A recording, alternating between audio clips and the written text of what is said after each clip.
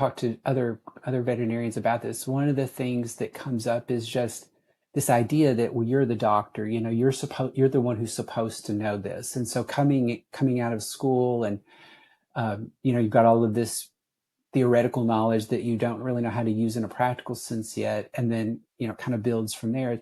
Just, you're the one who's supposed to know, and isn't it a weakness to admit that you don't know? And again, I found it's not that at all. It's actually a strength. I mean, we're all in this together, and the best teams know that and work that way. And so if I don't, maybe another vet in the practice, has seen something like this, or just has a different thought process that can really help me out, and vice versa. Because again, it's going to happen to everybody at some point where it's just not your day. And I think we have to sort of get past that. Well, I'm the veterinarian here. You don't have to carry the whole practice on your shoulders. So the big question is this: how do veterinarians like you, who live demanding lives, who never seem to have enough time, able to achieve balance and take control of your finances with confidence? That is the question, and this podcast will give you the answers. We are Florida Veterinary Advisors, and this is the Smarter Vet Podcast. Hey, Smarter Vet, welcome back to the Smarter Vet Financial Podcast. If this is your first time joining us, welcome. And if you are one of our continual listeners, we are glad to have you back. I'm Tom Seeko, co-host and co-founder of Florida Veterinary Advisors, a national personal and business planning firm that provides a different way of thinking to make financial decisions easy so you can spend time doing other things. If you're not very familiar with us and you're looking for other great financial resources, visit our website at flvetadvisors.com, where you'll find race CEs, master classes, our podcast. We've got business shorties we're throwing on there now if you're a practice owner. All of that through our website at flvetadvisors.com. I'm thrilled to have this guest on here today because it's been someone who's been kind of a cheerleader for us in the background, providing us some support and guidance. And I've loved talking with him over the time. And he always has such a great energy to him whenever I see him. And over time, he's upgraded and taken that next step within the veterinary industry. It's Dr. Brent Mayabb. He's actually the Global Chief Medical Officer of Royal Canin, which is very big shoes to fill. And Brent, I'm so happy to have you here with me talking today. Well, thanks for the invitation. I have, in addition to what you were saying about working with you guys recently, I've been a long time listener to your podcast, and I recommend it to a lot of veterinarians who are looking to kind of start that journey with their own personal finance. So it's kind of full circle now for me to be on the podcast with you. That's awesome. I love to hear that. I mean, you are one of the people, the reason why we keep doing this all the time. I love how you engage with it, and working across different industries and things along the way. You've clinical, corporate, internationals. What have you learned about how veterinarians can stay connected to their purpose regardless of where they work? That's a really good question. One of the things, so right now I'm in a global role, and one of the things I really like about this role is I get to meet veterinarians from a lot of different countries. And I've had this experience where I walk into a vet clinic, maybe in another country, with maybe one of our salespeople. I don't even speak the language, and the vet, I'm greeted with a warm handshake and a smile, and sometimes even a hug. And I think, like, what other profession can say that? I mean, does this happen when accountants from other countries meet each other? I mean, maybe it does. I don't know. I'm not an accountant, but I think the point being is, like, just this connection that we instantly have in the veterinary community, which I think is related to our purpose of helping pets. And I know that person has been through kind of the same stuff I've been through, whether it's the educational path or the practice experience, but I know we've got this connection and they know the same of me. And so it's that, to bridge it back to your question, it's that shared purpose that I see in veterinarians around the world. That's what has always been for me, that connection back is, we're here to help animals, some pets, some farm animals, etc. And I know that sounds weird, but like the answer to the question is kind of the question itself, is whatever that is for an individual veterinarian, it's probably related to animals some way, is always to connect back to that. And I know that's not always easy, especially on the hard days. That's not always easy, but I think what for me and my career has been the thing that's sort of been the string that's gone through everything. It's that purpose in helping animals. Well, the shift, it's interesting, especially when you do start crossing different lines of the world. Like Royal Canin's based out of the UK, from what I remember. Like that's France. No, we were founded in France. France, the south of There you France. Yeah. go. And when you think about, because of course their culture is different from our culture over here in the United States, and I'm sure that there is a centralized kind of vision or a purpose, because of course everyone loves working with animals. What would you say was one of the biggest hurdles that you had when you did take that step from really working and being like that leader of the international side of things? I mean, that's a big position to take on. Yeah, it was. And I made a fair number of mistakes. And one of them was just I knew that it was going to be different working with people from different cultures, but I didn't necessarily understand what those differences would be.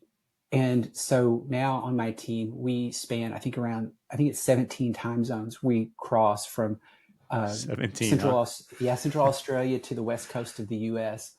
And there's just different ways of working. And there's a really good book. It's called The Culture Map, and it really helped me because it examines. I think it breaks it into 8 facets, but it examines some differences that like I wouldn't and I didn't even think of. Some cultures are very they start sort of like you like Americans sort of like jump to it and we really get into it. And some cultures like to sort of when they approach a problem start and talk a little bit more about the problem in a theoretical space and kind of come to agreement that we all agree what the actual problem is before we take any steps. And so that's just a quick example, but sometimes you sort of have to step out of yourself and listen to what the people around you are saying, which is probably good advice for all managers anyway. But Hmm. when it comes to cultural things, sometimes you have to listen a little bit extra because you're hearing it through different ears. And so that was one of the hardest parts, was really, figuring out for the person on my team who's from Denmark, I work with her a little bit differently than I work with the person on my team from Canada or from those who are in France. And just, figuring out some of those cultural nuances was my big challenge, I think. Were you thrown into having to learn other languages? Fortunately, I was not. Okay. We do most of the work in English, but That helps. it helps if you do know other languages. But it was not a requirement for the role. Lucky for me. Yeah, no, it's my wife is Filipino, and they know Tagalog. Yeah. And I've been wanting my daughter to learn Tagalog, but my wife doesn't speak it. She understands it.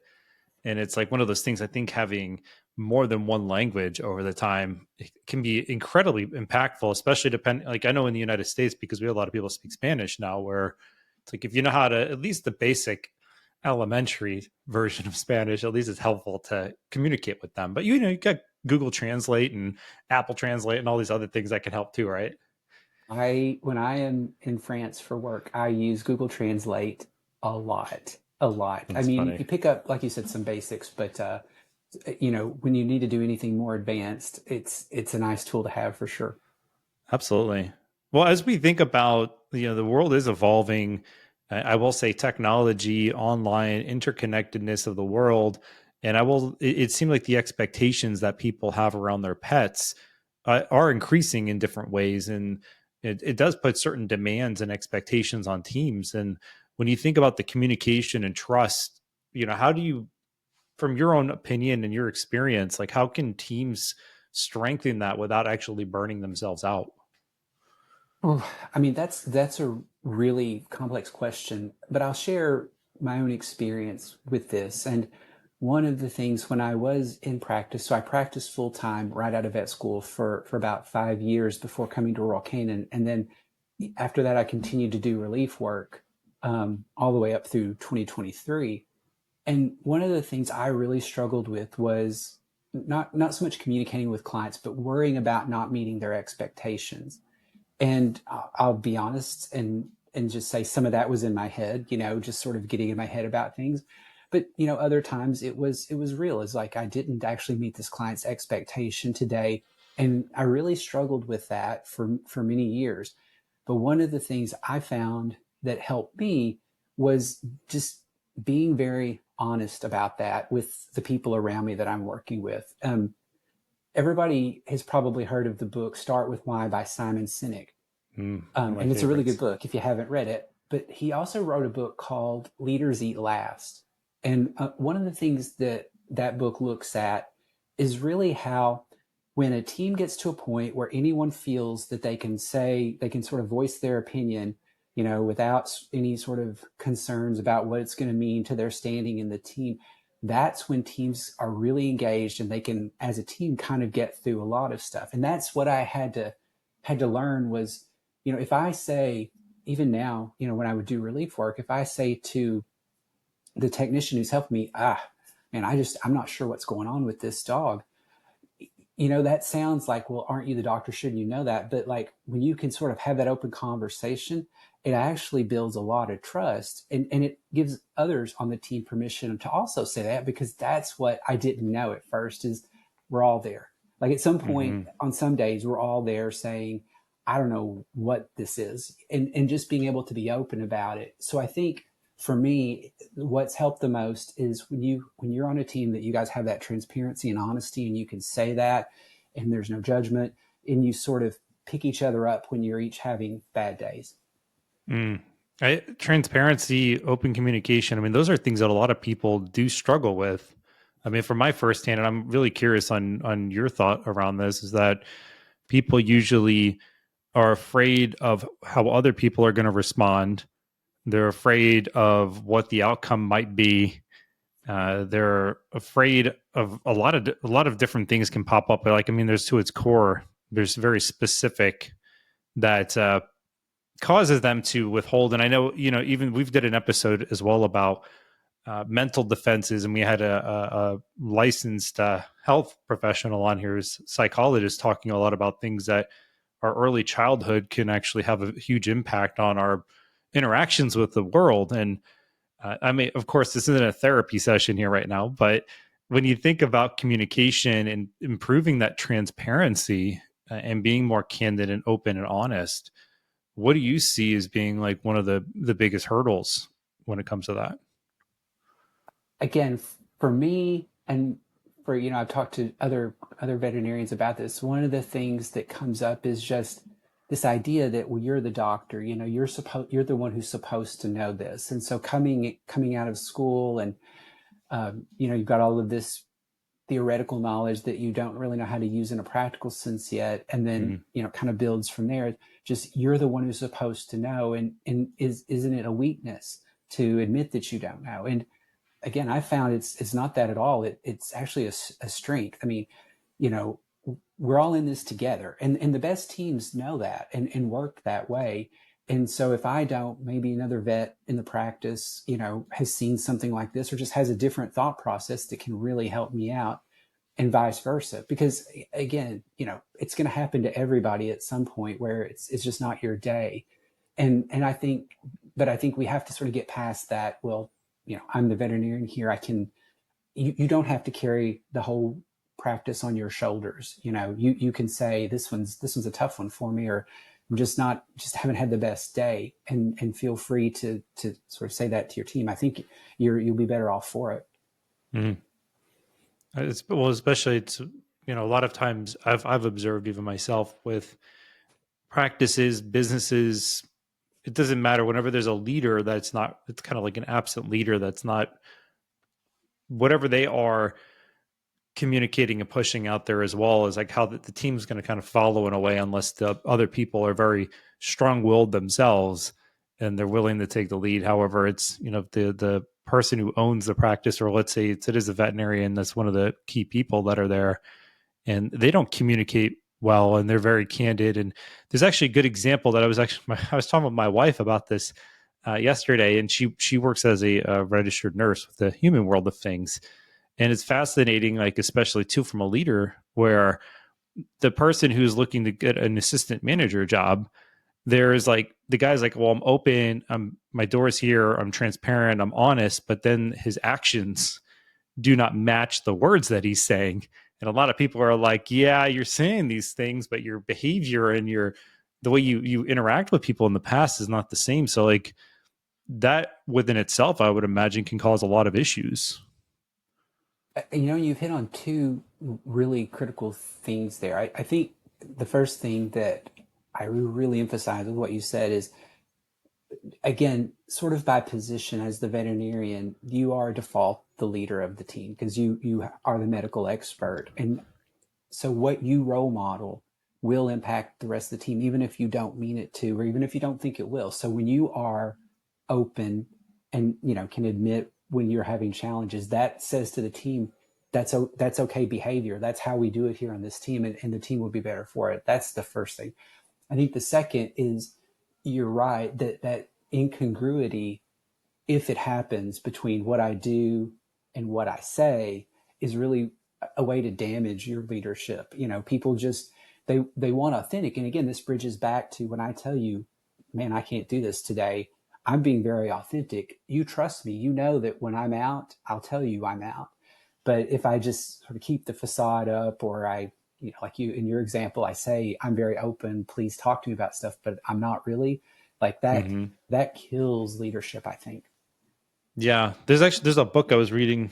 I actually picked up the other day, which I thought it's been incredibly fascinating. And I'm going to pull up the title here because I want to, if anyone who is interested in these things, but it was "What Got You Here Won't Get You There." Oh, that's a fantastic book by Marshall Yes, Goldsmith. Yes, yes. yes, you know right out of the gate here. So it's one of those things too. It's like even a leadership perspective is like when you go in there and have these habits or these judgment, like people come to you and you judge or add buts and certain things, like the part of the book that I'm in right now, the dramatic impact it can cause on the ability to build trust. And even with meeting with patients, like, I mean, this translates to the people you work with along the way.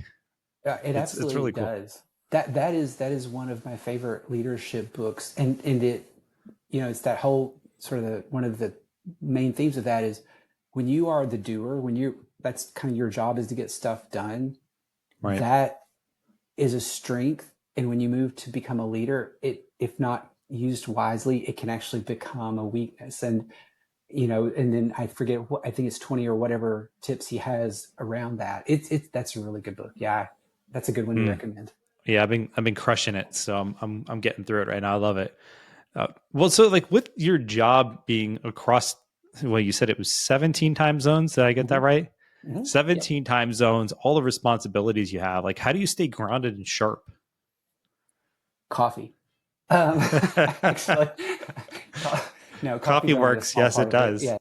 Um, whether it's getting up a little bit early for a meeting with folks in Europe, or whether it's staying, you know, beyond kind of working hours of the day here in the US for people in Asia, it's when it's getting to spend time with people, like one to one or one to a small group. It's that, like, it's the people that I Mm. work with, that it's easy to get energized, because that's what I really like. I mean, I think if you want to be, a manager, it really helps to like that kind of work, of managing people, helping people solve problems, and that sort of thing. So that's really, I think, what does it. Now, I'll be honest, I don't necessarily always love getting up early for those meetings that are virtual, that we're all just sort of sitting in and listening. That's not always the best, but it's just part of the job. But when it is kind of like you and I are talking now, it's those kinds of meetings.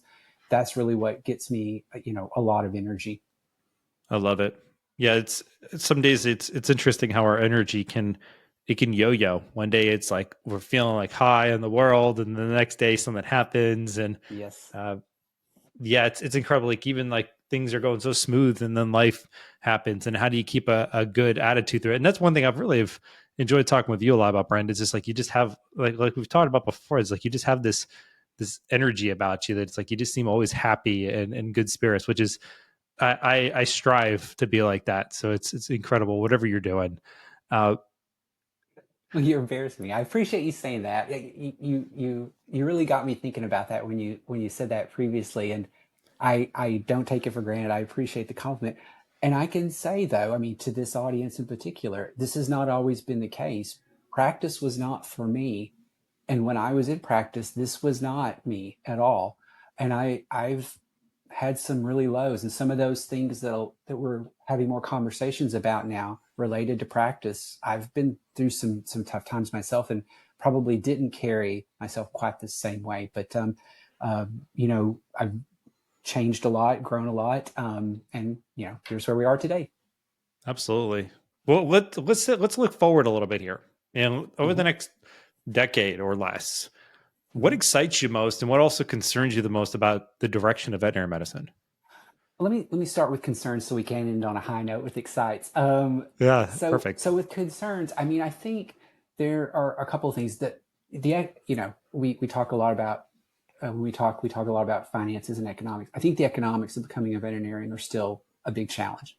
And with the recent passage of the One Big Beautiful Bill, I think that introduces some new variables into how some people may be able to finance their education. And I had to use full loans to go to school, and I came out with debt that was 2.2 times my salary. So I know it firsthand. And this is a concern for me, is the economics are challenging and may become more challenging.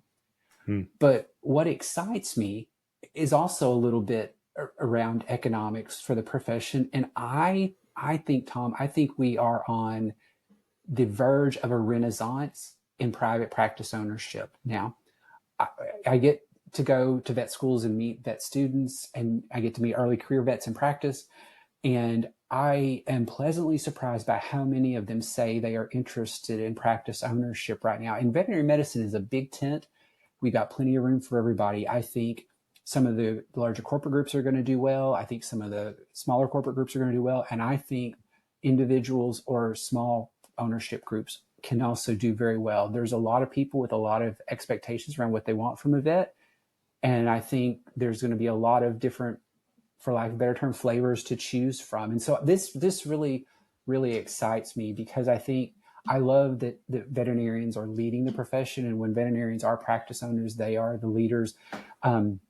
And they're doing things in some incredible ways. Like, for example, it jumps out at me like the really innovation forward approach that Pet Folk is doing. I mean, they're fantastic. I think some of the new hybrid models of ownership between like a larger company and an individual, like City Vet or Veterinary Practice Partners, can be interesting. But even just the kind of the private practice that we've always had in the profession, where it's an owner or a small number of owners who own that practice, or maybe that practice and a couple satellites, I think that's going to do well. There's a hospital in Orlando I got to visit called Downtown Animal Hospital, and the veterinarian there, she has got it dialed in to serving her local community so well. I was just blown away by her and the way she and her team work, and the other doctor. I mean, it was something to see. So I think all of these models are viable, and just that interest, I think it's going to be really good for the profession long term, and good economically too for the owners. It's promising to hear that you say that, and being more of like an insider of it all too. If there's anything you could leave the listeners with today as like a quick takeaway, what would it be?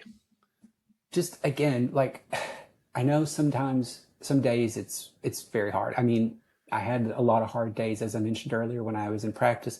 I still have hard days now, but it is a blessing to be part of this profession of veterinary medicine.